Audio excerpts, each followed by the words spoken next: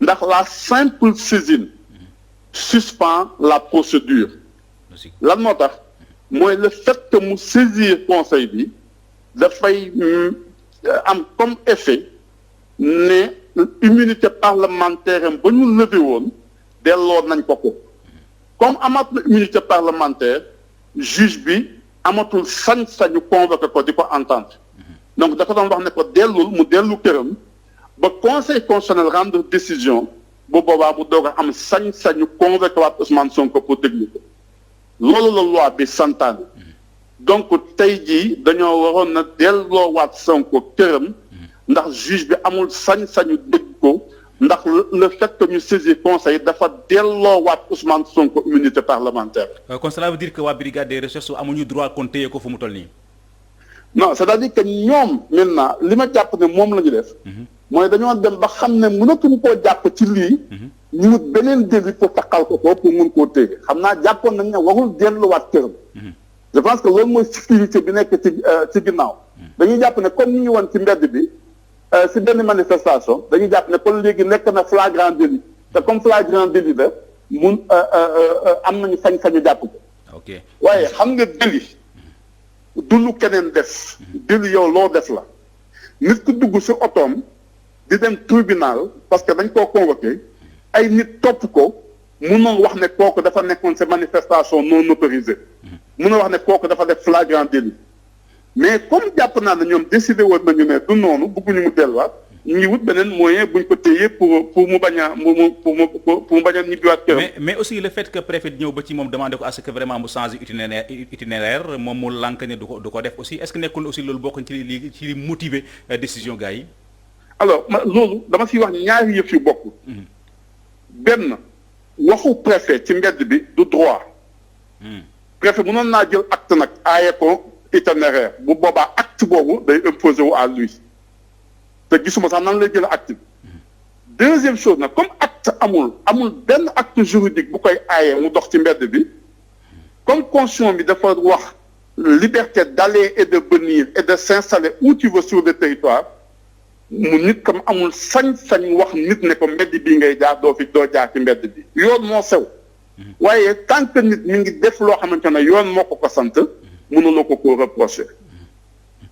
yow it nga nekk aussi un acteur politique naka nga mën a jàngatee tournure bi nga xam ne événement bi jël na ko jamono ji parce que léegi problème de viol lañ doon wax waaye finalement léegi ñu naan trouble à l'ordre public tey jii boo demee Dakar yëngu na ndaw ñi dañoo fippu taxaw ne foofu à la couleur Ousmane Sonko dañ koy génne brigade des recherches yow en tant que acteur politique ana ban jàngat nga mën a am ci nga ñu mën a indil ci problème bi.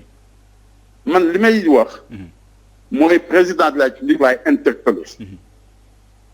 bu leen ma wax na nekkul ci dossier bi constitution bi moo ne président de la République mooy le garant du fonctionnement normal des institutions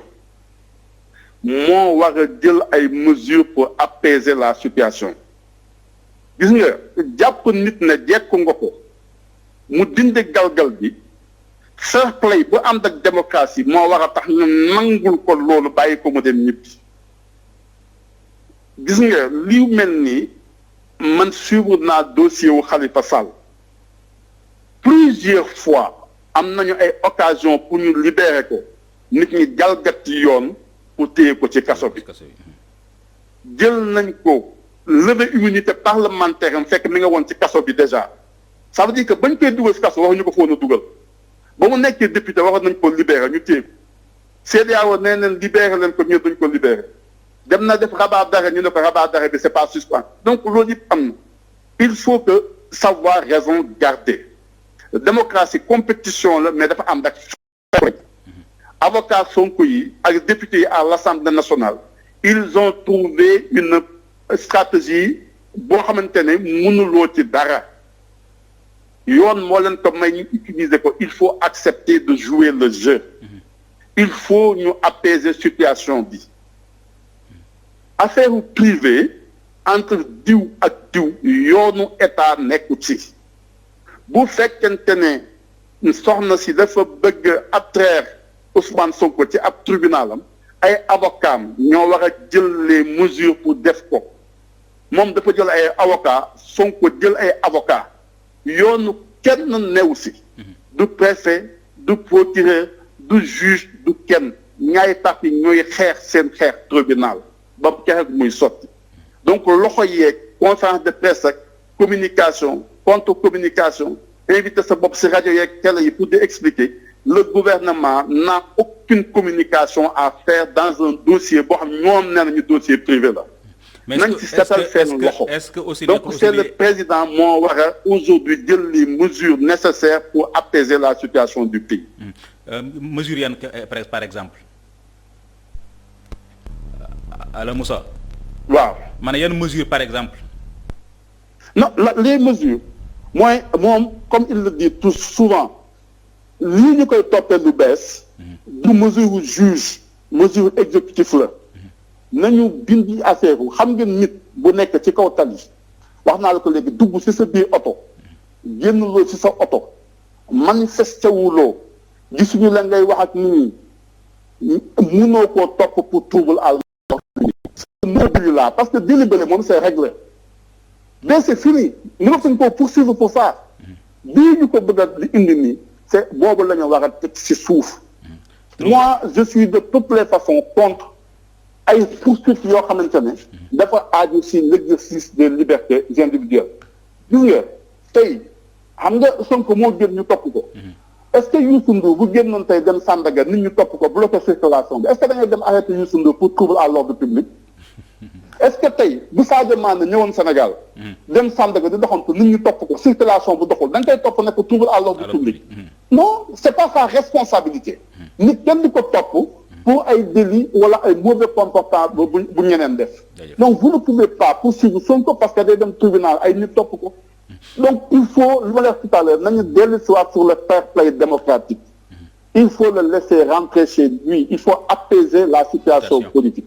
j'ai l'impression que il n'y a que Macky Sall qui n'a pas compris que le pays va exploser.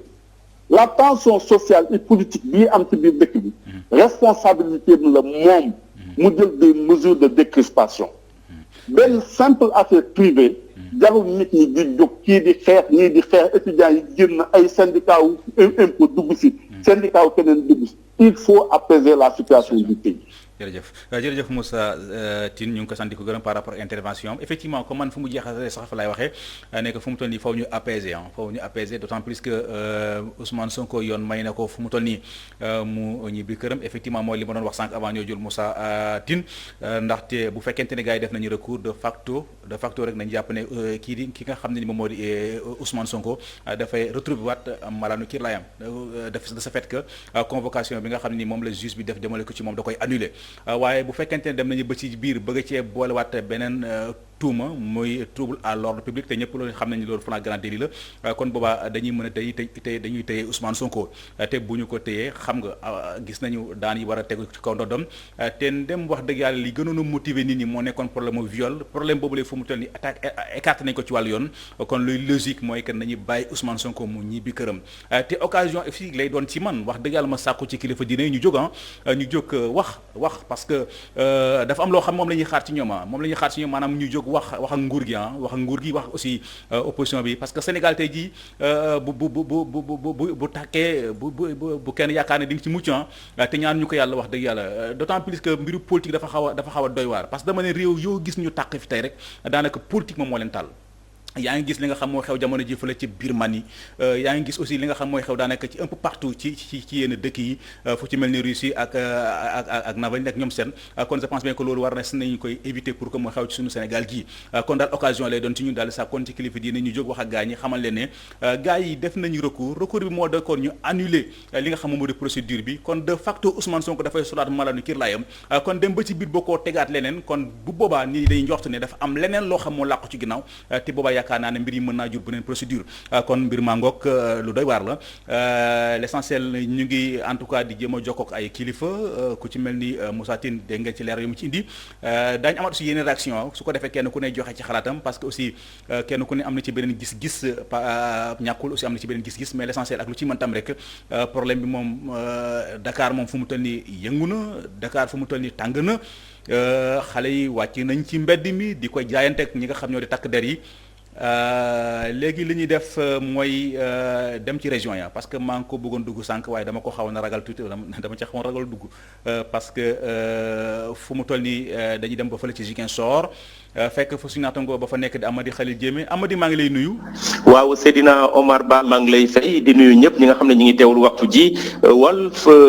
TV donc nga xam rek lu lëmbee foofu Dakar moo am fii Ziguinchor. Ziguinchor daanaka manifestants yi tardé nañu sax mais jóg nañu commencé yëngal surtout si quartier bi nga xam ne moom mooy Lindiane nekk ci benn si quartier périphérique yi Ziguinchor yi foofu xale yi donc partisans Ousmane Sonko yi ak ay sympathisants ñi ngi jàmmarloo ak sécurité bi bu lu gën a kéemaane mooy journalistes yi daanaka ñu ngi leen di donc agressé sax daanaka am na kenn suñu naataango benn reporter un jeune reporter bi nga xam ne nangu nañu portable am di daal di nangu li nga xam ne loolu mooy carte de presse am te ku def loolu kenn la ci kilifa yi fii si sécurité bu Ziguinchor mu doon situation bi nga xam ne commencé na lëmbee fii si Ziguinchor ñi nga xam ne ñoo nekk donc waa Pastef jóg nañu commencé investir sax ay rajo pour def ay déclaration mu doon situation bi nga xam ne bu doy waaru si Bignona tamit ñu ngi signalé ni foofu commencé na tàng entre ñi nga xam ne ñoom ñooy partisans Ousmane Sonko yi ak force de l'ordre yi te yemul foofu rek ñu ne ay jigéen ñi nga xam ne ñu bokk si kuréel bu ñu duppee les femmes du bois sacré ñi ngi def marche si Plouf di uti ji Bignona loolu yëpp pour wane ñoom seen naxar si situation bi nga xam ne donc ñu ngi koy am si problème bi nga xam ne juddu na donc si accusation de viol bu ñu accusé ñoom seen leader ki nga xam ne Ousmane Sonko bul soo ko waxee rek Seydina nga xam rek foofu la kooku di Ousmane Sonko ay waajuram bàyyeekoo ñi nga xam ne ñoom ñooy waa Bessir nekk si Plouf ñu ngi fii ak kenn si nga xam ne moom mooy responsable communal bu donc Pastef les Patriotes fii si Ziguinchor Seydou Mandiang donc sa réaction si problème bi. Khalilou sama réaction ci affaire bi mooy gannaaw bu ma leen nuyoo mooy ñaawlu ko boo fu ñaawlu mën a yem te dénoncer arbitraire bi de wax nañ dañoo ñëw pour ériger wu aussi en bouclier contre l'arbitraire ndax lii dal sunu leader wax dëgg yàlla dal sunu leader c'est pas acceptable c'est pas digne pour le Sénégal toll na ci démocratie fa nga xamante ni ñun yaakaaroon nañ ne wax dëgg yàlla Sénégal lu mel ni do fi am Ousmane Sonko dafa génn këram pour dem uyu juge bi Ousmane xam na yoon bi ñu bëgg ko imposer yoon bi nga xamante ni moom lay jaar ñoom ñoo arrêté convoi Ousmane mu toog fi mu toog mujj gi ñu ñëw ne jàpp nañ ko pour trouble à l'ordre public mais ki nga xamante ni bi mu génnee këram ba fu mu toll woon tànkam teguwul ci suuf kooku nan la mën a nekkee responsable du trouble de l'ordre public alors que c'est eux qui l'ont bloqué. Nous dénonçons cela avec la dernière énergie te wax ni Ziguinchor s'est levé et Ziguinchor va s'ériger en bouclier contre l'arbitraire la ñu def teguñu ko ci yoon te ñun duñ ko nangu. Nous allons appeler à la résistance parce que c'est notre droit constitutionnel et nous allons invoquer ce droit constitutionnel pour résister. Nous n'allons pas accepter l'inacceptable. Ziguinchor est debout et Ziguinchor va résister. lii ñu def nii duñ ko nangu tey duñ ko nangu ëllëg Ousmane dañu am ambition pour liquider ko ñun dañu yaakaaroon sax ne liquidation politique simplement la ñu bëggoon mais ñun ñu ngi jot sax ndax ñii xalaatuñu lu gën a métti loolu ndax ils sont pas en train de chercher à liquider physiquement Ousmane Sonko mais nous n'allons pas l'accepter et nous allons tenir Macky Sall responsable de tout ce qui adviendra lépp lu laal Ousmane Sonko parce que kenn musul gis sax Ousmane bi ñu koy arrêté boobu avocat am mu ngi taxaw ñu ne avocat yi duñu ànd duñu gunge Ousmane loolu fan la mën a amee au Sénégal aujourd'hui et deuxièmement ñun à Ziguinchor ici lu ñu constaté mooy dañu doon seetaan télé di xool image yi muy ñëw mais à un moment il y a eu coupure générale à Ziguinchor ba tey jii ma wax ak yow ne courant amul Ziguinchor donc les Ziguinchorois ne savent pas à travers la télé ce qui se passe à Dakar ce n'est pas acceptable. Et nous pensons que l'acte n'est pas gratuit, il n'est pas fortuit. Il y a coupure générale de courant à Ziguinchor. Kenn seetaanul télé Ziguinchor, c'est pas acceptable. Donc nous wax comme ni ma ko waxee dañoo ñëw pour ñaawlu lii c'est digne des régimes hitlériens, c'est digne de la Gestapo ce qu'ils sont en train de faire. Nous n'allons pas l'accepter parce que l'inacceptable moom kenn du ko accepter. Voilà donc mooy réaction Seydina bu ki nga xam ne moom mooy coordonnateur communal Seydou Mandiang donc responsable communal bu Pastef les Patriotes fii si Ziguinchor moo wax la rek ni ñi ngi waaj a dem si théâtre d'opération yi pour xool rek nu mu fa nekkee xam naa Seydina du yàgg rek dinañu dugaat en direct décrire un peu la situation surtout ce quartier périphérique boobu Lindiane fi nga xam ne fief la bu Pastef les Patriotes Seydina. mbokk yi mu ngoog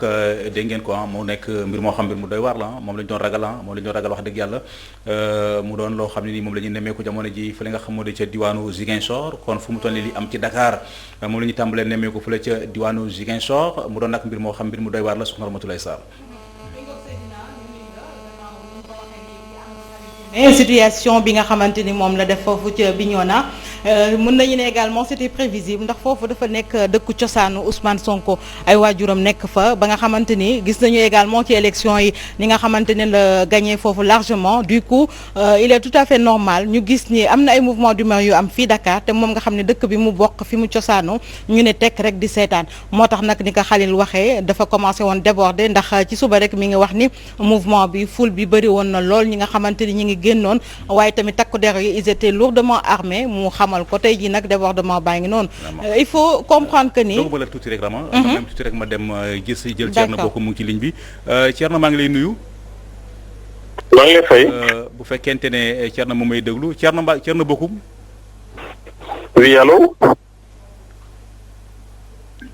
mu mel nag am nañu problème pour jéem a dégg la allo Thierno ñu ngi lay nuyu waaw maa ngi leen di fay bu baax. yow yaa jiite mouvement Agir tey jii gis nañu tournure bi nga xam ne ni problème Ousmane Sonko am na ko problème mu viol la ñu ko doon tuumal ba finalement mu juge d'instruction woolu woon ko mu waroon koy déglu finalement gis nga lu ci mujjee tukkee jël nañu beneen tuuma teg ko ci kaw ndoddam te moo di trouble à l'ordre public yow en tant que acteur politique ana ban taxaw seetlu nga ci mën a def. effectivement trouble à l'ordre public am na ci réew mi trouble à l'ordre public ñi ko indi. mooy ñuy jiite réew mi te bëgguñu Sénégal nekk ci jàmm trouble à l'ordre public ñi ko indi mooy ñu fekk Sénégal mu am ay constitution am ay loi am ay règlement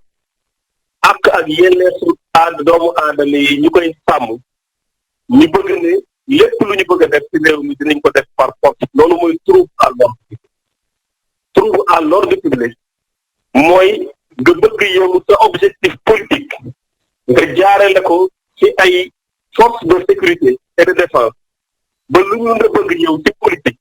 muy sa objectif nga fexe ba nga am ko nga jaar ci institution yoo xamante ne Sénégalais yëpp ñoo ko bokk loolu la ñuy dund tey lu ñuy dund tey mooy régime boo xam ne dafa jug pour def lu ko neex tuddee suñ ko république dictature lañ ko mën a tuddee pour ñu ko tuddee leneen lii am tey ñëpp ñoo ci teg seen bët ñëpp dégg nañu démb Ousmane Sonko mu ne dafay wuy ñu bëri rafetlu ko ay kilifa ñaan ñu bëri wax ci parce que ñu jugoon pour ñaan loolu jubluwuñ ci woon lu dul jàmm am ñëpp taxaw na ne ak nu mu mënti demee nañu fexe ba jàmm boobu mu law ci Sénégal ba taxoon ay nit taxaw ci loolu ba moom ci boppam mu d'accord ne dafay wuy ji diggante wuy ji jóge këram ak dem foo xamante ne foofu lañ ko woo jàpp naa ne war nañ ko bàyyi mu jël yoon bu mu war a jël su yeggee ñu déglu ko lu ñu war a wax ak moom ñu war ko wax ak moom mais gis nañ ne tey moindre occasion bu ñu def moindre mbir bu ñu gis boo xamante ne mën nañ fi bërëxlu dañ koy bërëxlu gis nañ depuis le début ci loolu la ñu nekk bu ñu fàtte ne avant lii di am jàpp nañu ay nit dugal leen ci kaso bi ci defuñu dara tey ku mel ni Guy Marius Sagna Assane Diouf ak ñeneen ñëpp ñoo xam ne ñu ngi ci kaso bi kenn mënu laa wax lii la ñu def loolu yëpp dëkku jaay doole la dëkku abus de pouvoir la ñu koy naqarlu di ko condamné di wax sénégalais yi que ne lii ñu bëgg a yóbbu Sénégal du loo xamante ne moom la ñu waxoon ak nguur gi fi nekk il faut que ñu xool na la ñuy doxalaatee parce que il est inadmissible ñuy bañ a respecter droit wu nit ñi il est inadmissible tey ñu mun a teg Sénégal ci situation bii mu nekk nga xamante ne jàppoon nañ ne ilaa yow mi din doot ñu nekk situation bu mel.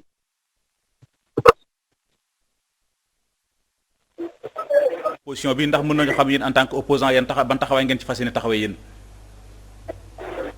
allo. Thierno yaa may dégg. waaw. ma ne en tant que acteur politique fare ci opposition bi ndax mën nañoo xam léegi yéen ban position ngeen fas yéene taxawee par rapport ak problème bii. waaw loolu taxawaay bi moom dina mat incha allah tey opposition dina jot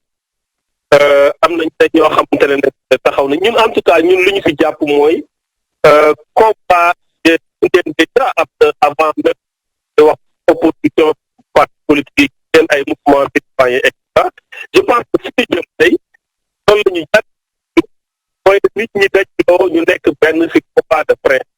loo xamante ne jaar Sénégalais yëpp war nañ jàpp jaaduwul Sénégalais yëpp war nañ tënku ak foo mënti far ngir war nañoo dajaloo si loolu pour am taxawaay boo xam ne taxawaay bu mat sëkk la parce que defuñu ko forcément pour Ousmane Sonko defuñu ko forcément pour keneen dañ ko def suñu def dañ ko war a def pour suñu réew on a trois fois war nañ taxaw pour ñu mën a jàng war nañ taxaw pour que ñu mën a respecter démocratie donc je pense que loolu tey am na waxtaan yu bëri yu am na dajaloo yu am du ñàkk sax tey si ngoon am na ay dajaloo yu am sans donc la taxawaay mooy il faut que te ko mën pour que démocratie respecté ko. des lu bare ñu ngi ciy jéglu bu baax a baax d'autant plus que mais li si am solo wax na ko li si am solo wax na ko soxna Rama mu ngi jëm daal ci ñoom en tant que opposition daañu fas yéene mobiliser wu parce que dañu jàpp ne Sénégal dafa jëm ci ab dictature te dictature boobu léegi duñ ko bàyyi mu jàll quoi.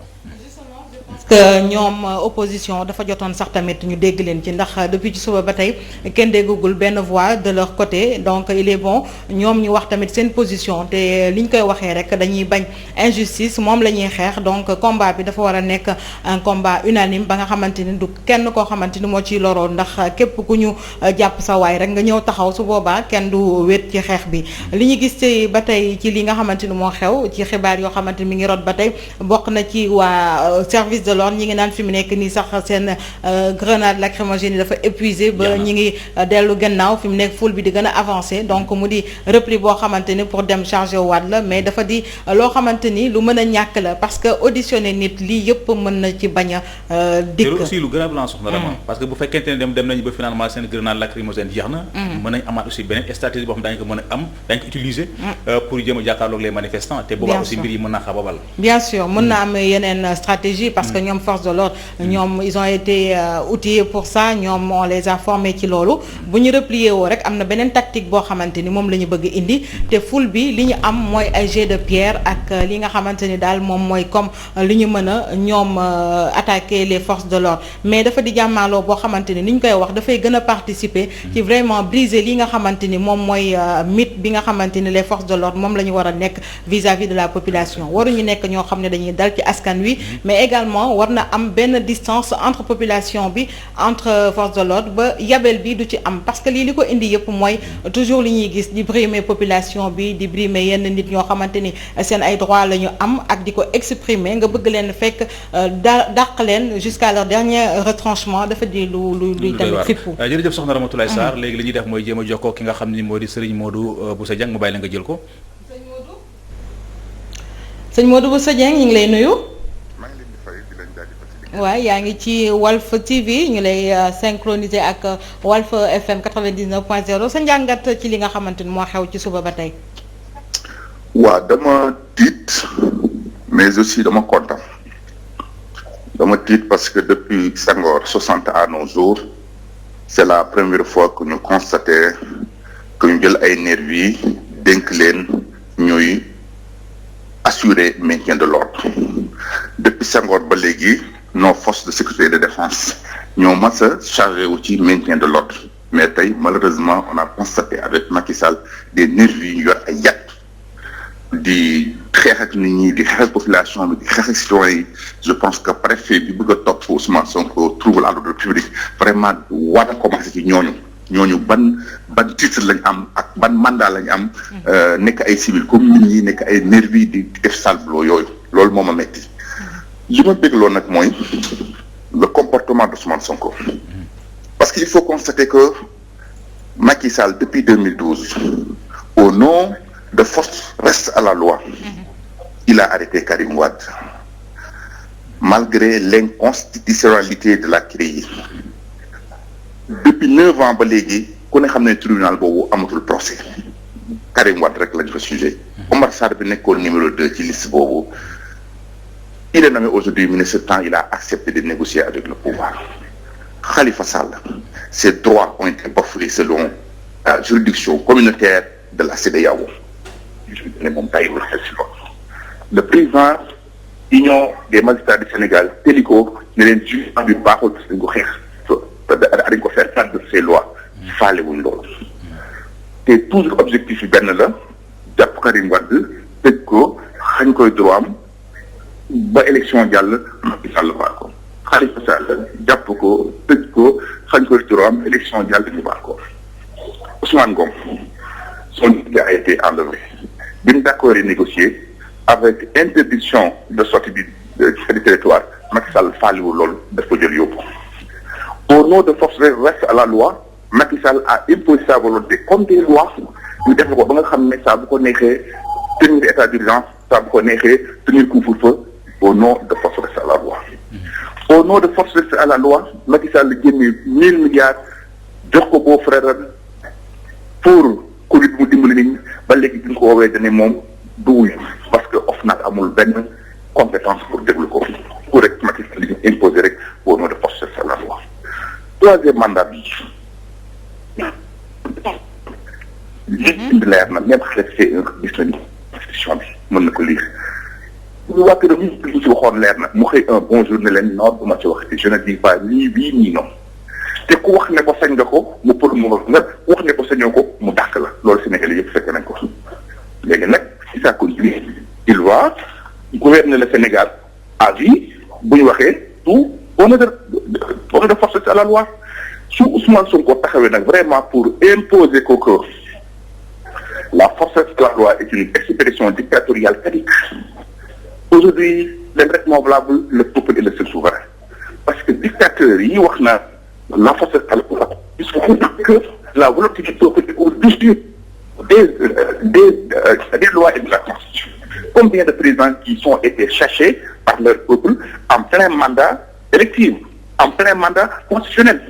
Parce que seule la volonté populaire prend dessus sur toutes sortes de lois. Comme tey su Sénégal ne lay nii tout le monde constate que peuple sénégalais bi Ousmane d'accord ci li ñu bëgg a def Ousmane Sonko parce que Ousmane Sonko lañ àndal mais dafa fekk ne lii ci Sall bëgg la ñu bañ kon vraiment je suis tout soutien avec Ousmane Sonko. Il faut résister à l'oppression, c'est un droit. Martin Luther King disait que tout un chacun a le droit moral, a la responsabilité morale de désobéir aux lois des autres. Voilà ce que les gens vivent aujourd'hui. Et Macky Sall saura qu'il ne prendra jamais dessus au peuple. Merci Mingok sëñ Modou Bousso Dieng, je pense que Seydina li mu wax leer na te il faut le dire également ndax ki nga xamante ni mooy Ousmane Sonko ñi ngi naan collé nañ ko ay motifs yeneen motifs yoo xamante ni bokkul ak affaire u viol bi ndax sànq avocat maître Bamba Cissé li mu doon expliquer moo di il y a également trouble à l'ordre public am également participation à une manifestation non autorisée mu di yeneen délits yoo xamante ne tey jii dinañu laaj aussi délits yooyu fan lañ ko koy collé parce que bu fekkee moment bi nga xamante ni génn na këram war a dem uy ji audition bi nga xamante ni à 9h la il est resté dans son véhicule toog ci biir véhicule am je pense benn moment am na fi nga xamante ni nag moom issue amuwuloon ñuy xool terrain d'entente fi nga xamante ni les forces de l'ordre ñëw nañu mais c'était prévisible d'après avocats yi li ñu wax mais avocats yi aussi ñu interdire leen je ne dirais pas je sais pas ndax interdiction en tout cas maître Bamba Cissé kidnapping la wax moom seen client dañ koo kidnappé yóbbu ko ci brigade de recherche te xam nañu que toute personne boo xamante ni da ngay nekk en audition tu as droit également à un avocat à tes côtés mën na am ci jamono ji nag avocat yi egg nañ fa ndax ñi ngi doon dem di fekk ji seen client boobu le foofu muy lu doy waar d'autant plus que sax sànq bañ doon jéem a jokkoo ki nga xam moo di Moussa Tine am na sax ay leer la yoo xam ne wax na ko si parce que dañ jàpp ne xam nga député yi fare ci opposition bi tey suba rek ñu ngi doon déposer benn recours ci conseil constitutionnel te de facto bu fekkente ne gars yi def nañu ab recours kon Ousmane Sonko procédure bi nga xam ne ñu entamé woon pour lever immunité parlementaire am dafay nul kon c'est-à-dire que juge bi nga xam ni moom mooy juge Mamour Seck dafa annulé li nga xam di procédure bi gars yi njort ne moom la état bi xam moo tax ñu bëgg ci pro ndox lu daal di koy taqal li nga xam moo di flagrant délit parce que trouble à l'ordre public ñëpp xam ne flagrant délit la te boobaa kon moom Ousmane Sonko faw dafay tëdd mu doon nag mbir moo xam ni mbir mu doy waar la te loolu aussi bu fekkente ne tëdd na soxna Rama attends-toi que comme la ñu def Khalifa Sall def ko ki nga xam moo di Karim Meïssa Wade mën nañ ko def Ousmane Sonko parce que bu fekkente ni sukkandiku nañ ci li nga xam ay aju ci article 80 lu mu néew Ousmane Sonko dañu tëdd ñetti ati kaso yoo xam da koy tëdd lu mu bari juróomi ati kaso boole ko fayloo ko am ndàmpaay te xam nga ne mu wax dëgg yàlla nit ki bu ñu la tëjee lu weesu juróomi at yaakaar ne dootoo amati benn sañ-sañ wax dëgg yàlla pour bokk ci ay élection mu mel ni ko kon gars yi la ñu doon ragal moo am mais l'essentiel li ci am solo te ñu yaakaar ne war na ci mën a wax mooy que bu fekkente ne Ousmane Sonko problème mu viol la ñu ko doon tuumalee ñu dem ba ci biir gis na problème mu viol bi léegi fu mu toll nii gars yi commencé nañ ko écarter ay la yéwén ñoom pouvoir war nañ am benn grandeur quand même war nañ am benn grandeur bàyyi Ousmane Sonko dem wuy ji juge bi te je pense bien que bu toogee ak juge bi wax juge bi ne sama avocat sama député yi def nañu recours kon boobaa juge bi mën na ko bàyyi mu ñibbi këram su ko defee ñu nekkaat ci leneen quoi mais le fait que wax dëgg yàlla ñu bëgg a créer waat beneen problème bu boobaa aussi mën naa créer beneen tension te tension yi fu mu toll nii commencé na gis nga Dakar yëngu na Ziguinchor aussi fu mu toll nii mu ngi commencé embrasé wu je pense bien que kon occasion lay doon ñu daal di sàkku ci ñi nga xam ne di ñi nga xam ne seen kàddu àgg na fenn fii ñu wax parce que Sénégal tey ji bu takkee yaakaar na ni ku yaakaar ni di nga ci mucc da ngay nax sa bopp ku yaakaar mucc da ngay nax sa bopp ndax ñëpp a bokkee et sànq yaa ngi koy expliquer aujourd'hui li ñu mën a gis ci lii wala lecture bi ñu ci mën a def rek moo di ñii nga xamante ne ni ñu doxalee day ñëw conforter thèse yi nga xamante ni dañ doon wax que c'est un complot parce que bu fekkee dañoo jël thèse viol bi écarté ko bëgg indi yeneen motif greffé ko ci ça veut dire que donc c'est parti pour li nga xamante ni au début dañu ne woon complot la dañuy conforter ñooñu ce qui li muy indi mooy lan que encore une fois dañuy wane ni le président Macky Sall liñ koy tuumaal comme que ñuy wax naan ku ñu jiiñ xawma dëmm ngay seeñoo yeelu liir donc moom dénoncé na ko ci onde ci avec nos confrères de RFI wax ni moom bokkul ci lii même à son pire ennemi du ko yéene mais aujourd'hui ñu ñëw gis tournure bi nga xamante ni am na ko ampleur bi en plus de ça ay nervis yoo xamante ni ñu ngi yor ay armes vraiment c'est pas le rôle des nervis pour veiller ci sécurité population bi la gendarmerie est là la police est là gis nañu également les éléments du GIGN également ñu ñëw ci situation bi mais pourquoi ay nervis yi ñu gis ni ay pick-up la ñuy yor sànq Issa moom la doon expliquer pick-up yoo xam ni dañ ci yor ay yat yoo xamante ni des armes donc am na ay extincteurs nee na dañu foogoon à l'aller c'est pour di fay taal yi mais dañu gis ni dañu bokk ci biir foule bi ñoom également di mater la population te mooy ñan la ñuy mater ñun ci suñu biir la ñii nga xamante ni ay politique la ñu mais attends ñoom ñii de toute façon seen wàll day wéy doo ci gis kenn koo xamante ni ay njabootam a ngi ci biti mais dañu war a savoir raison garder également xam lii nga xamante ni fu mu munti mucc kenn du ci am jàmm ak salaam muy pouvoir comme muy justement problème nerveux yooyu aussi war nañ si wax parce que boo xoolee couvre-feu yi sax naroon na fa créer benn problème boo xoolee fa ca mel ni HLM guddi gi dañ doon jël ay nervis dugal leen ci biir dëkk bi ñuy wër ku ñuy dajal ñu daal lay dóor te je pense bien que ne ci wàllu yoon amuñu fenn fu ñuy joxee comme ni ko sëñ Modou Bousso Dieng waxee fu ñuy joxee sañ-sañ ab nervi vraiment muy rétablir ordre loolu mu amul fenn bu fekkente ne mën nañoo jokkowaat ak suñu naatangoo yi nekk ci terrain bi muy ku ci mel ni Issa Tine ak ki nga xam muy Abdou Khoudoss Diallo xoolal ndax mbir yi fu mu toll nii am na ak dal parce que moom la ñuy ñaan waaw moom la ñuy jaan pour mu am ak dal waaye li nga xam moom la si gën a nemmeeku rek te ma xaw ma jaax rek mooy région yi nga xam ne commencé na yëngu Bignona yëngu na Ziguinchor yëngu na te mbir yi mën a wax ne bu région yooyu yëngu rek jàppal ne aussi yeneen diwaan yi mën nañoo yëngu waaye aussi leneen loo xam ne aussi ñu ngi ko ciy gën a déplorer mooy que le fait que ñu ne suba ba léegi Ziguinchor dañ leen a coupé électricité maanaam lépp loo xam ne ay information la jógee kon ci télévision wala ci rajo daanaka ñoom mënuñu si jotee loolu aussi wax dëgg yàlla dafa bokk ci loo xam ne nii dañ koy ñaawlu parce que loolu dafa bokk ci loo xam ne nii mënees nañ jàpp ne pouvoir de genre dictature la quoi en tout cas c'est coïncidence bu assez kii la quoi doo mën a xam loolu rafetul parce que aussi quoi qu'on dise seen population bi am nañu droit ñu am information comme ñëpp kon waruñu leen ko mën a privé nañu rétablir courant bi et puis demander à ce que vraiment Macky Sall comme ni ko Moussa Tine waxee sànq ni ko xaw Moussa Tine waaw jël benn mesure boo xam dina apaiser situation bi parce que situation bi actuellement nii bu gën a empiré wu baaxul ci ñun population bi waaye aussi du baax ci moom ci état bi d'autant plus que le président l'avait dit je pense quand il faisait face aux journalistes le 31 décembre mu xam le woon ni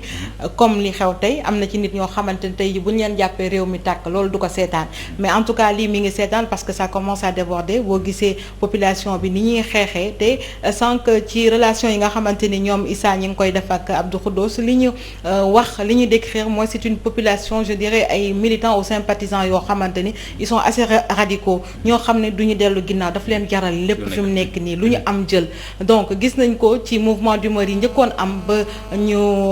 bañ doon yóbbul Ousmane Sonko convocation ñi nga xamante ni dañ ci gaañu woon kenn ki ñu wane ko ci vidéo mu ni si c'était à refaire bés bu génnee encore day dellu pour wane radicalisme bi c'est pour montrer un peu que militants yi plus ñuy dem plus muy changer gisoon nañ fi les libéraux meluñu woon nii tey ñoom Ousmane Sonko ñi ànd ak moom également ils sont plus radicaux que ñii ñu gisoon donc lii yëpp dafa war a am benn apaisement buñ ci war a dox war ko ci indi dañuy dem ba fële ci brigade de recherche fekk fa Abdou Khoudoss Diallo Abdou Khoudoss ñu ngi lay nuyu. waaw Seydina Omar Ba maa ngi lay fay. j'espère que léegi tension bi wàcc na. waaw ba léegi daanaka situation bi amul daanaka ba léegi ca la mu nekkoon ca la ñu nekk ba léegi ba fu mu toll nii ci wetu rond-point bu section bu recherche bu Colobane bu dee yaa ngi jóge côté Colobane ci marché bi crédit mutuel bi ba léegi le front continue diggante gendarmerie ak ñi nga xam ne ce sont des jeunes toujours déterminés ñu ne li ñu bëgg mooy ñu bàyyi seen leader di Ousmane Sonko ba léegi ñu ngi wéy di taal seen pneu di fii nag am na ay dégâts matériels yi nga xamante ne xam naa dinañ ci jël ci kanam ndax yëf yi fu mu ne nii gendarme yi ñi ngi reculer ndànk-ndànk sànq léegi la ñu jëlaat seen pexe daal di avancé waat reculer tuuti mouvement foule bi xam nga fii daanaka ñetti koñ fooful rek dafa am ay mouvement de cercle kon looloo waral ñoom pour ñu mën a contenir un peu foule bi mën a leen en tout cas disperser du yomb ci ñoom kon looloo waral nag fu mu ne nii ba léegi mbir yi mi ngi nii di metti trop diggante force de sécurité yi ak les manifestants nga xam ne yaa ngi dégg gaz lacrymogène yi ba léegi mi ngi jolli ñëw sànni seen xeer gars yi itam di replay yu kon fu mu ne nii ba léegi daanaka fii amul reculade ba léegi yëf yi ni mu tànge woon sànq ba léegi ci la ñu ne yaa ngi dégg voilà yaa ngi dégg muy wax ndax amatuñu gaz lacrymogène sañ nañ la ñu yoroon yëpp fu mu ne ni ñu ngi taxaw di xool les manifestants ñu ngi woote pour ñu yónni leen gaz lacrymogène yaa ngi koy dégg sànq l'élément de la gendarmerie di ko wax kon nii ngay dégg ni ay balles blanches la pour tiital les manifestants yi nga xam ne ñu ngi wéy di sànni ay xeer su nekk des jeunes déterminés en tout cas fu ñu nekk nii bëgguñoo reculer benn yoon kon nag fu mu ne nii loolu mooy la situation qui prévaut à Colobane nga xam ne daanaka mbedd yëpp ku xam côté marché Colobane bi bu dee da ngay ñëw dugg ci côté section de recherche bi ci rond-point bi côté crédit mutuel bi situation bi heure bii nii lii moo fi am ba léegi ñu ngi woy di jàkkaarloo ak les manifestants di sànniwante ay gaz lacrymogène. jërëjëf Khoudoss ñu ngi lay sant di la gërëm mooy li ma doon wax sànq parce que dama doon wax ne gars yi bu ñu demee ba seen grenade lacrymogène jeex foofu ala kulli daañu utiliser daañu recourir ci beneen forme xeex parce que moom la ñuy gis fële ca Birmanie te dafa xew musiba la parce que da ngay gis des fois gars yi dañuy jékki-jékki sànni ay grenade lacrymogène ñu jël Issa Tine moom it ma nga ci beneen wàllu jël ko incha allah. Issa allo Issa Tine. waaw dafa mel ni téléphone bi moo leerul allo. ñu ngi lay dégg Issa. waaw rahmatulahi jamono ji nag ñu ngi ba léegi ci allée du Centenaire mais metti na yéeme na lool li nga xam ne moom la ñu fay gis jamono ji daanaka kenn mënatul a gis ndax ay gaz lacrymogène yéen a ngi dégg noonu. dégg ngeen noonu li ñuy tiré yaakaar naa foor na lool. foo taxaw di nga ko dégg leneen loo xam ne tam gis nañ ko mu di renfortu gendarmerie donc gendarmerie bari nañu fi lool ñu nga xam ne ñi ngi fi ñëw mën nañ fee compter sax lu mat 7 oto yoo xam ne moom la ñu duy ba mu fees ak ay gendarme ñu ñëw ngir jàppale si ñi nga xam ne ñoo di waa police donc nag mu di loo xam ne moom lañ fi nemmeeku file lépp nag daanaka di saxaaru gaz lacrymogène ñi nga xam ne ñoo di takk der yi ak ñun ñi nga xam ne ñoo di taskatu xibaar yi li ci xaw a sonle Rahma moo di ne wet ga ñu féete fala nga la ñuy féete loolu nag moo waral daanaka ngir nit ñi noyyi dina xaw a jafe lool file ci section de recherche bu Colobane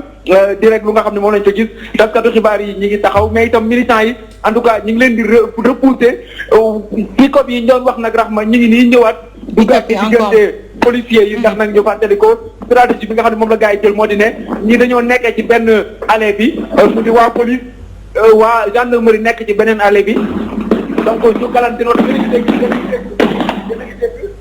ay jets de lacrymogène la ñuy dégg noonu. loolu Rahma mu di ay tir voilà waaye nag xam naa lacrymo yi moom tir yi fort na lool donc di loo xam ne moom lañ fiy nekk voilà am na xeer woo xam ne moo ñu dal donc mi ngi noonu xeer woo xam ne moo ñu dal file waaye nag terewul ba léegi daal ñi ngi jëm lépp loo xam ne rek moom lañ mën ngir jéem a digtal ko ñi nga xam ne mooy mbokk yi dara ndaxte nag fii moom xaw na yéeme trop Rahma ngir nit xool fi wala sax nit mën fii noyyi ndax gaz lacrymogène yi nga xam ne moom lañ fay sàbbi seen woto yi nag ñu fàttali ne dañ koo daal di galan ci tali bi oto yu bare ba dañoo galan oto yi fekk itam ay barrage yoo xam ne moo fi nekkee donc voilà mi ngi noonu lacrymogène yi moom faaw ñu ñam ci tuuti donte itam nag ñoom policiers yi ñu ngi ciy ñam bu baax ak waa gendarmerie ndax nag ñoom côté bi ñu féete fi la ngelaw li féete côté bi manifestant yi nekkee mooy côté wu monument wu place de la nation ñun ñu féete ci côté brigade de recherche section de recherche bu Colobane waaw ma ne yéen appo vent daal voilà tey moom xam naa ne moom ñun la vent bi contré ñun la vent bi contré moo taxit daanaka ngir nit noyyi fi dina yéeme jeunes yi nag taalaat nañu ay pneu itam ci kanam donc xëy na itam loolu lañu réussir mooy bi ñu arriéré ndax gars yi dañoo arriéré woon bu baax a baax waa gendarmerie nag ñi ngi avancé mu di 6 oto ak une 7e voiture bu nga xam ne mi ngi ne la ñuy seen moom itam ci beneen côté bi mu taxaw muy oto yoo xam ne ñoom ñoo fi nekk di préparé wu ngir wàcc ñi ngi gis noonu nag ay gaz lacrymogène ay caisse voilà yéen a ngi fekk ay caisse yu nga xam ne ay gaz lacrymogène la def moom la ñuy yore noonu ko wàccee waa police nag taxaw di seetaan ñoom gis ngeen en tout cas liy tàkk moom bari na lool daanaka sax li ñu gis ñi nga xam ne ñooy manifester kenn du leen mën a gis ndax ñi ngi ca monument ba ñun ñi ngi ci beneen wet gi waaye nag sorewuñu dara daanaka xam naa ne ku ci nekk say tiir dina mën a jot sa morom ndax gis nañ ne xeer yi ñuy sànni day ëgsi ba ci fii nga xam ne ñu nekk waaye nag ñun ñu ngi ci ginnaaw takk der yi moo tax xëy na du xaw a jafe waa gendarmerie ak waa police ñi taxaw ci wet gii ñi taxaw ci geneen wet ga ca def ku nekk di assurer la sécurité mu di loo xam ne tamit moom lañ mën a gis en tout cas mu di nag image bu nice boo xam ne xëy na bu ñu ko wanoon moom ndax ku ci nekk rek ñoom fa la ñu renwee jaxasoowuñu waaw ma ne mënta nice image Rahma waaw voilà donc du situation boo xamante ni moom la ñuy bëgg di gis waaw ñii dañu voilà ñii dañoo taxaw ci wet gii ñi taxaw ci wet gii finalement sax police taxaw na gendarmerie mi ngi avancé donc oto yi cette voiture yi ñu ngi avancé wutali ci ful bi di xuus ci biir lacrymogène yi ndax ñu fàttali ko yu police moom mooy yi ngeen di faral di gis saa su nekk nga xam ne ginnaaw gi rek la kees gi di nekk foofu la ñuy dugal ñi ñuy jàpp te xam nga loolu pour mu xuus ci biir gaz lacrymogène yi ñuy sànni nii dina xaw a jafe ndax dinañ ko noyyi ñoom gis nañ ne sax gendarme yi ñu ngi noonu di wàcc di cëpp di dem wutali ñi nga xam ne ñoo di manifestants yi xanaa rek ñu jéem a xuus tuuti ànd ak ñoom oto beneen bi bu police bi mu di fourgonnette bi nga xam ne moo defoon ndox mi moom itam mi ngi nii ci sunu ginnaaw donc gars yi di waaj asso ngir rek daal di dem ci manifestants yi nga xam ne ñoo nekkoon ci rond-point bu place de la nation bi nga xam ne nag tey jii moom Seydina Omar Ba ngelaw li en tout cas xaw nañoo sonal lool ndax ñun la contré lu ñu sànni ci kaw taskatu xibaar yi ak takk der yi ci lay jumaat ñoom takk der yi ndax xam naa loolu bokk na ci li leen di xaw a freiné bu baax a baax ndax li ñu sànni rek day ñëwaat seen kaw. d'accord Issa alors ñu bàyyi la nga topp loolu le ba ci kanam xam naa ni ñu jokkoowaat ci Seydina dafa am tamit beneen xibaar bu aju ci wàllu UGB ñu gis ni foofu tamit am na ay manifestations yu fa am ñu ngi xibaar sax ni Guy Marius Sagna tamit mi ngi ci grève de la faim ñu ni nag ay ñoñam jegewaalem ñoo ko wax ñu ni dañ ko yóbbu sax ci benn cellule isolée foofu nag cellule bi ni ñu nemmee ko daal dafa sedd foofu foofu nga xamante ni dugal nañ fa Guy Marius Sagna jamono ji ñuy xamle ci grève de la faim la nekk. loolu moom wax dëgg yàlla doy na waar parce que vraiment Sénégal toll waru toll situation bu ni mel parce que bu fekkente ne lii am na mënees nañ wax ne la ñuy wax dafay am parce que yëpp dafa bokk ci ay genre signe benn pouvoir boo xam pouvoir de dictature la te je pense bien que loolu warees na koy mën a moytu warees na koy mën a moyu l'essentiel li nga xam ni xew na jamono ji ci mbedd Dakar yi je pense bien que waroon naa mën a ñàkk ba tax na du ma dellu si di ko wax rama du ma dellu si di ko wax mooy que il faut que kilifa yi wax parce que ku ci mel ni sax Tamsir Bakhoum moom mooy envoyé message di wax ne da cee bëgg a wax aussi intervenir demande à ce que kilifa diine yi ñu wax parce que bu fekkente ne Sénégal toll na fi mu toll tey dañuy xaar ci ñoom wax dëgg yàlla ñu prononcé wu parce que problème bi bu ñu waxante dëgg nekkul problème bu ndaw xam nga sànq maa ngi la koy wax gis nga tey ji bu fekkente ne force de l'ordre yi dem nañu ba finalement seen grenade lacrymogène jeex na te ñu gis na ne manifestants yi dañuy gën di jóg ci seen kaw mooy foofu àlakuli àll ñu défendre te bu ñu défendre attentuwaat mën nañ sax utiliser ay balles réelles bien sûr te loolu bu baax aussi musiba la parce que gis nañ ko ci yenn réew yi quoi kon je pense bien que lii am solo mooy que daal faw gars yi kilifa diine yi jóg wax si comme ça wax dëgg yàlla mbir yi daal demande à ce que président Macky Sall vraiment mu apaiser situation parce que moom rek moo ko mën apaiser fu mu toll nii apaisement dafa jot sax ndax niñ ko waxee balle perdue dafay am ci manifestation yi da ngay gis sànq ba tey ñi nga wax ay balles blancs la ñuy tirer ay grenades lacrymogènes yooyu yëpp tey ji seen stock épuisé et puis dafa di loo xamante ne également c'est assez vraiment lamentable nga gis ñu toll foo xamante ni grenade lacrymogène li ñuy tirer balles blancs je sais pas yooyu yëpp mu dem ba épuisé ñu nekk population bi une certaine population je dirais militants ak sympathisants Ousmane Sonko def face à des forces de l'ordre ñun ñëpp même population bi la amul beneen boo xamante ni rax nañu même lañu donc lii yëpp mën na ñàkk ku ci nekk di xoolante en chien de faïence fi mu nekk nii ñii armé wu jusqu'aux dents daal di def seen équipement et tout c'était prévisible nervi yi ci ñëw day mel ni également que ñi nga xamante ni ñoom ñooy les forces de sécurité et de défense ñoom waruñu woon seetaan nervi yi mais c'est comme si que ñoom bu fekkee ñi ngi ci côté bi ñee tamit nañu assurer côté B donc day am foofu 2 poids 2 mesures mënoo ñëw ne ñii dañoo bokk ci population bi ce sont des civils ce ne sont pas des corps ou bien bokk ñu tamit ci corps d'élite yi ñu ñëw nekk ay nervi war a mën a ñëw di dal ci kaw population bi foofu day am loo xamante ni daal c'est pas une justice équilibrée suñu mënee wax sànq yaa ngi wax également lu aju ci wàllu conseil constitutionnel bi nga xamante ni daal dinañ fa def benn recours muy député yi ndax li nga xamante ni benn Aïda Mbodj yóbbu na ko ak lu toll ci 18 la ñu wax y a un récépissé signé par le greffier en chef buy wax ni le greffier en chef du conseil constitutionnel par la présente donc par cette missive donne récépissé à madame Aïda Mbodj députée de l'Assemblée nationale du Sénégal agissant à son nom propre et au nom et pour le compte de 18 autres honorables députés dont liste est jointe au dossier ñu ni du dépôt ce jour 3 mars 2021 à 9h05 au greffe du Conseil constitutionnel d'un recours en annulation dirigé contre certaines dispositions de forme législative contenues dans le projet de résolution proposé par la Commission des lois et de la décentralisation du travail et des droits humains de la République du Sénégal le 26 février 2021, mais aussi portant sur la recevabilité de la résolution portant la levée de l'immunité parlementaire du député Ousmane Sonko, votée par des députés de la majorité présidentielle à l'occasion du vote de la séance plénière du 26 février 2021. moom ngay wax sànq nga ni donc comme li déposé nañ ko normalement dañu war a suspendre action bi nga xamante ni moom moo nekk moom la ñuy dérouler. loolu la yoon wax. donc yoon li mu wax nañ ko tëral également ndax apaisement. doguma la Rama dañuy jël Tamsir Bakhoum parce que maa ngi ko doon tudd sànq. Finalement mu ngi ci ligne bi Tamsir Bakhoum maa ngi lay nuyu. Seydina Omar maa ngi leen di fay. Tamsir Bakhoum yow jàngalekat nga yaa ngi suivre mbir yi depuis ci suba ba léegi gis nañu situation bi fu mu toll nii commencé na empiré wu dem nañu ba finalement ñi di takk der yi amatuñu ay grenades lacrymogènes ñu ngi jël ay balles blancs di ko tirer ci manifestants yi ndax mën nañoo xam yow ana ban taxaw seetlu wala ban jàngat nga mën a am ci mbir mi.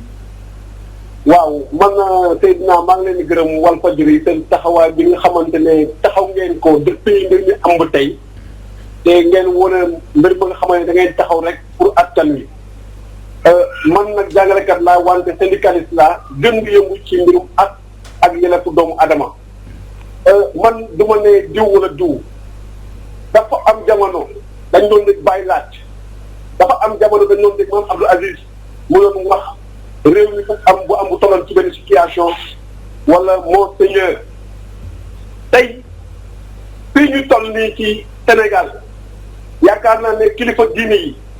maa ngi commencé ci suñu wasila sëñ Mountakha teg ci sëñ Babacar Sy Mansour teg ci xalif général de Medina Baye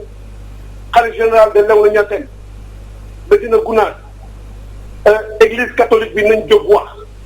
parce que seen njaboot ñoom ñoo jàmbarloo ci mbedd mi dara tour na gis nañ journal bu ñu dóor li xew nii ci Sénégal ñaaw na su fekkee ne ñi nga xamante ne ñoom ñooy yëngu ci mbirum politique amuñ maturité pour xam ne askan wi lañ ko war a nekkal kilifa diine nga xamante ne mbirum yàlla moom moo tax ñu donn seen maam yi nekk fi buñ toogee dañuy nekk complice te ñun ci ñoom lañ yaakaar su nekkee ne Sénégal toll na fii li am solo bu am solo ñu ngi ñaan kilifa diine yi nañ jóg artu ndaxte mbir maa ngi ëpp doole li nga xamante ne moom mooy askan lii ñu gis ci mbedd mi doy na waar te dégg nañ Ziguinchor commencé nañ Bignona commencé nañ maa ngi jóg nañ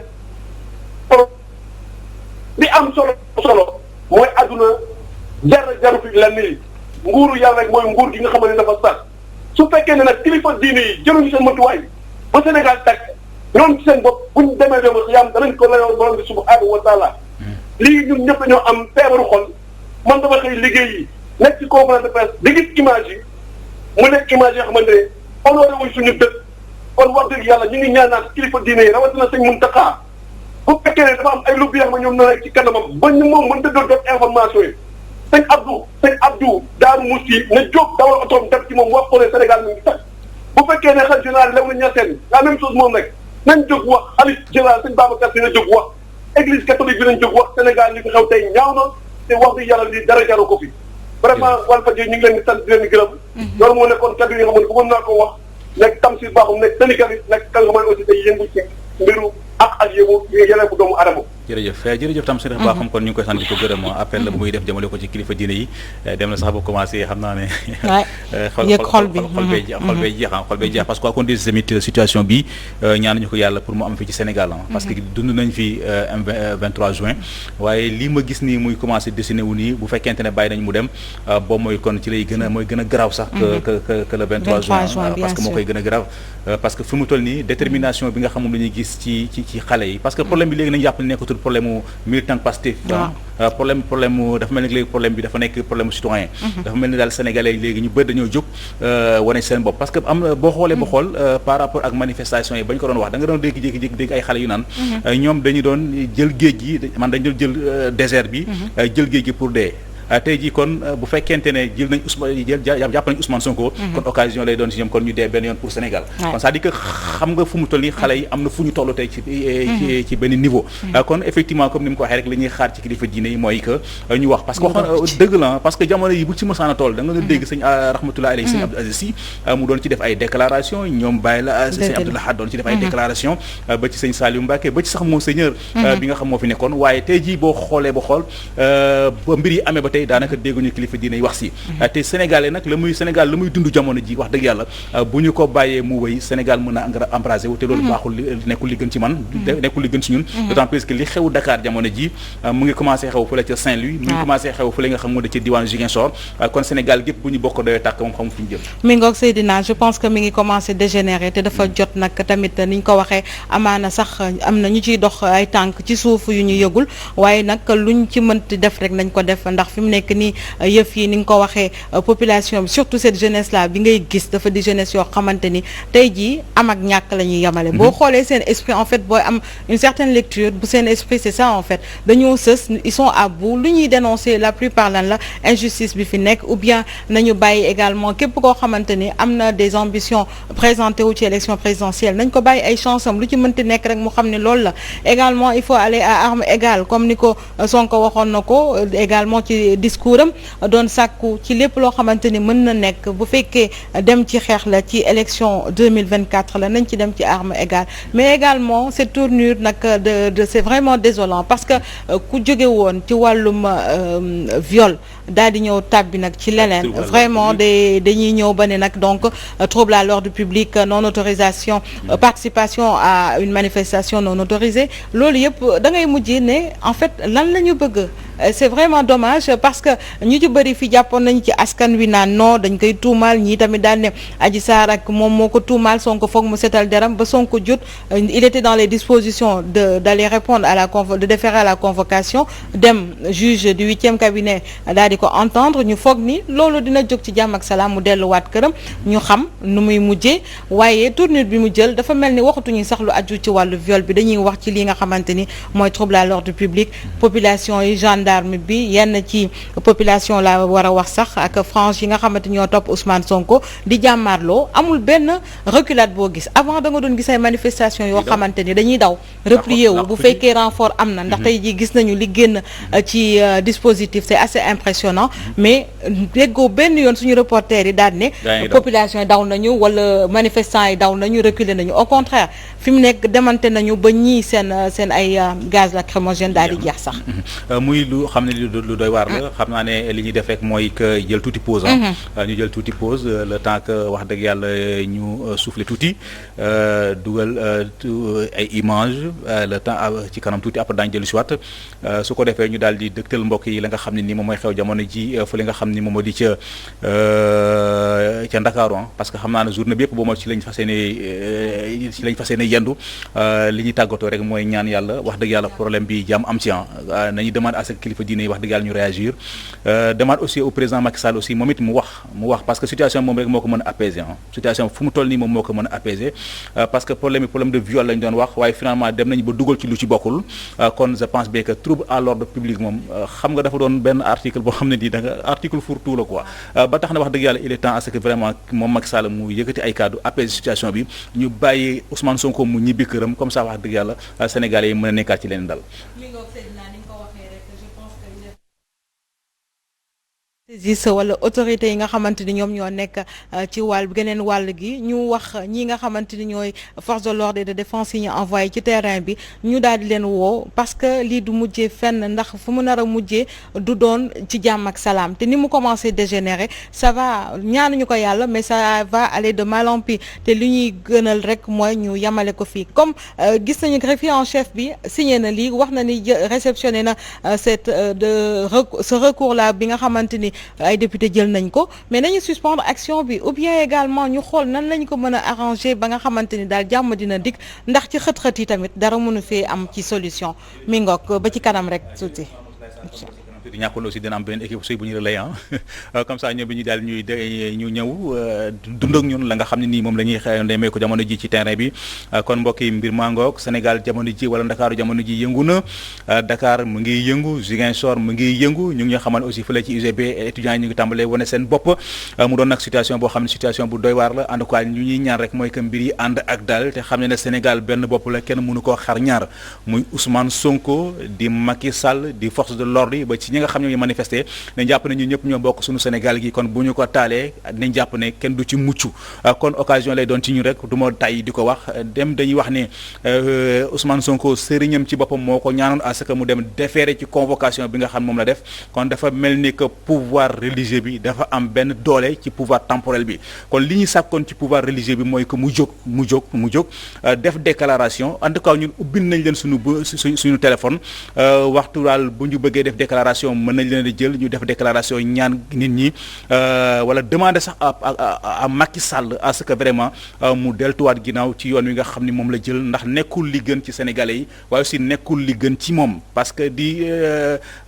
xeeb mën ngaa xeeb xal nag ba finalement mu lakk sa kër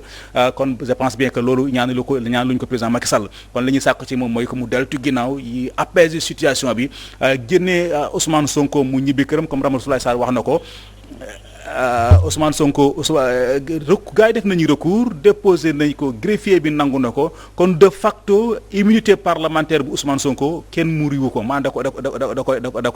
da koy garder kon xam naa ne Ousmane Sonko dafa doon xaar pour dajeeg juge d'instruction bi xamal ko ne ko tey jii doon mën a entendre parce que jusqu'à présent député la waaye finalement ñu jël ko daal di koy gàllaat leneen te mooy trouble à l'ordre public te loolu flagrant délit la bu nga tuddee flagrant délit muy député muy compétent doon dañ lay teg loxo ci ligne bi maa ngi ci nekk ak maître Abdoulaye Tine maître ñu ngi lay nuyu allo maître mu mel ni que dañu am problème pour jéem a déggante ak moom bu fekkente ne maître Abdoulaye Tine mu ngi ci ligne bi ñu jéem a jokkoo ak moom maître Abdoulaye Tine mu mel ni kon dañu amee jafe-jafe ngir jéem a jokkoo ak kii di maître Abdoulaye Tine jokkoo ak moom aussi ñu waxtaan ak moom par rapport ak li nga xam ne nii Abdoulaye Tine ñu ngi lay nuyu. waaw maa ngi leen di. Abdoulaye Tine bu fekkee yaa ngi may dégg. di woote bi. allo. allo.